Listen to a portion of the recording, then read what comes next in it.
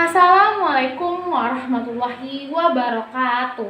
Yang terhormat Dewan Juri, Bapak Ibu dosen, serta teman-teman yang berbahagia. Pertama-tama, marilah kita panjatkan puji syukur kehadirat Tuhan Yang Maha Esa, karena atas berkat dan rahmat-Nya, kita dapat berkumpul di ruangan ini dalam keadaan sehat walafiat. Ada pepatah yang mengatakan, tak kenal maka tak sayang, kalau sudah kenal maka jadi sayang. Perkenalkan, nama saya Andini Ramadhani dari Universitas Negeri Jakarta. Perkenankan saya untuk menyampaikan sebuah pidato yang berjudul Bahasa Indonesia sebagai Alat Pemersatu Bangsa. Hadirin yang berbahagia, Indonesia telah lama dikenal sebagai negara multikultural. Indonesia merupakan negara besar yang beragam suku bangsa dari Sabang sampai Merauke. Ada banyak sekali bahasa daerah yang berbeda-beda di negeri ini. Dan setiap suku mempunyai keunikannya tersendiri, baik dari adat istiadat, kebiasaan, dan bahasanya. Dalam bersosialisasi, bahasa memainkan peran penting untuk membantu kita memahami apa yang kita katakan. Dengan ratusan bahasa yang ada di Indonesia, diperlukan adanya bahasa nasional yang dapat menjadi alat pemersatu bangsa sebagai sarana percakapan masyarakat suku bangsa untuk berkomunikasi. Misalnya, masyarakat Aceh bertanya kepada masyarakat Jawa, karena tidak tahu bahasa Jawa maka digunakanlah bahasa Indonesia, sehingga mudah untuk memahami apa yang dibicarakan. Disinilah letak fungsi bahasa Indonesia sebagai lambang persatuan. Para hadirin sekalian, ada satu hal yang sudah kita ketahui sejak dulu, bahwa bahasa Indonesia sebagai bahasa nasional. Bahasa Indonesia sebagai bahasa pemersatu merupakan sarana pemersatu bangsa, yaitu kesatuan suku, agama, ras, dan antar golongan bagi suku bangsa Indonesia dari Sabang sampai Merauke. Ciri pemersatu ini dicanangkan dalam Sumpah Pemuda tanggal 28 Oktober 1928 dan merupakan unsur ketiga yang menjadikan bahasa Indonesia sebagai bahasa pemersatu bangsa Indonesia.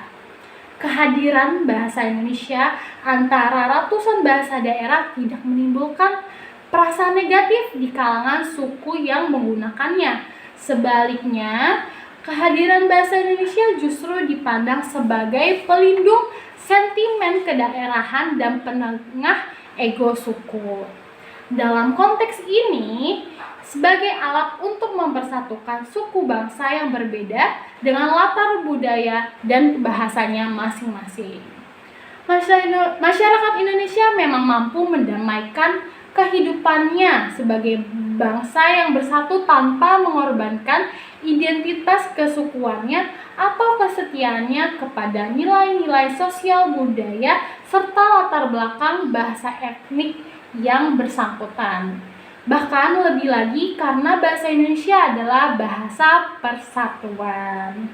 Tapi ada satu hal yang perlu kita ketahui. Artinya, peran bahasa Indonesia adalah agar bahasa tersebut kokoh dan tidak mudah tergoyahkan. Untuk menyatakan sikap positif tersebut, kita mungkin lebih memilih menggunakan bahasa Indonesia daripada bahasa asing agar pengaruh bahasa asing tidak terlalu terasa. Saya yakin bahwa bahasa Indonesia tidak menyiratkan bahasa yang kaku dan baku. Mempertahankan sikap positif yang ditunjukkan Indonesia dalam menghadapi keberagaman memerlukan keterlibatan masyarakat Indonesia untuk tetap mematuhi undang-undang yang berlaku. Oleh karena itu, masyarakat Indonesia harus bisa membedakan pengaruh positif dan pengaruh asing terhadap perkembangan bahasa yang ada di Indonesia. Sikap positif tersebut dapat memberikan keyakinan kepada masyarakat Indonesia bahwa bahasa Indonesia tidak berbeda dengan bahasa asing lainnya. Marilah kita sebagai warga Indonesia untuk lebih peduli bahwa bahasa Indonesia sebagai alat pemersatu bangsa yang harus sudah diajarkan sejak dini dan secara keberlanjutan agar masyarakat Indonesia tetap setia dan mencintai bahasanya, agar bahasa Indonesia akan selalu menjadi alat pemersatu bangsa. Pemerintah dan seluruh komponen bangsa harus bekerja sama dalam memasyarakatkan gerakan cinta bahasa Indonesia agar bahasa Indonesia tetap lestari. Pemerintah harus mendukung upaya pemasyarakatan bahasa Indonesia dan memberikan perhatian yang serius kepada pembelajaran bahasa Indonesia di sekolah.